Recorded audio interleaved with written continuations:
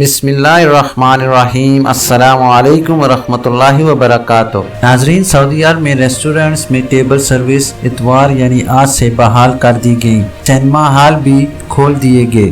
سعودی وزارت داخلہ نے بیان میں کہا ہے کہ اتوار 7 مارچ سے کورونا SOPs کے تحت لگائی گئی کئی پابندیوں میں توسیع نہیں کی جائے گی۔ ریسٹورنٹس اور گہوہ خانوں میں ٹیبل سروس بحال کی جا رہی ہے، جبکہ سینما، جم اور سپورٹس سینٹرز کھلنے کا فیصلہ کیا گیا ہے۔ سرکاری خبر رساں ایجنسی SPA نے اپنے بیان میں بتایا کہ سماجی تقریبات میں زیادہ سے زیادہ 20 افراد شرکت کر سکیں گے۔ وزارت داخلہ نے یہ بھی کہا کہ آئندہ مرحلے میں ماسک اور سماجی فاصلے جیسی پابندیوں پر عمل درآمد یقینی بنانے کے لیے چھاپے بڑھا دیے جائیں گے۔ بیان میں بتایا کہ قبرستانوں میں نماز جنازہ کے اوقات کی پابندی جاری رکھی جائے گی۔ وزارت داخلہ کا کہنا ہے کہ 3 اور 14 فروری کے جاری کردہ وضاحتی بیانات میں جن حفاظتی اقدامات کا فیصلہ کیا گیا تھا، اب ان میں کوئی توسیع نہیں ہوگی۔ ناظرین، یاد رہے کہ سعودی وزارت داخلہ نے صرف اندرونی پابندیاں ختم کی ہیں، فلائٹس کے متعلق تاحال کوئی اعلان نہیں کیا گیا۔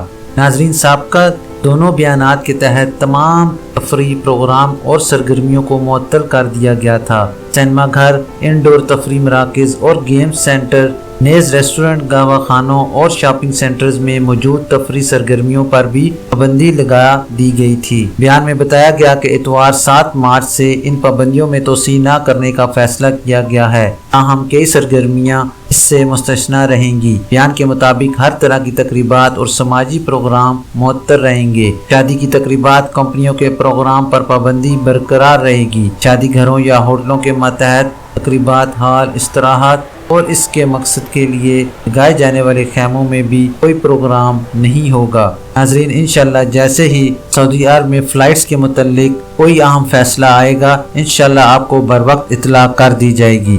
ناظرین، یہ تھی ابھی تک کے لیے خاص خبر۔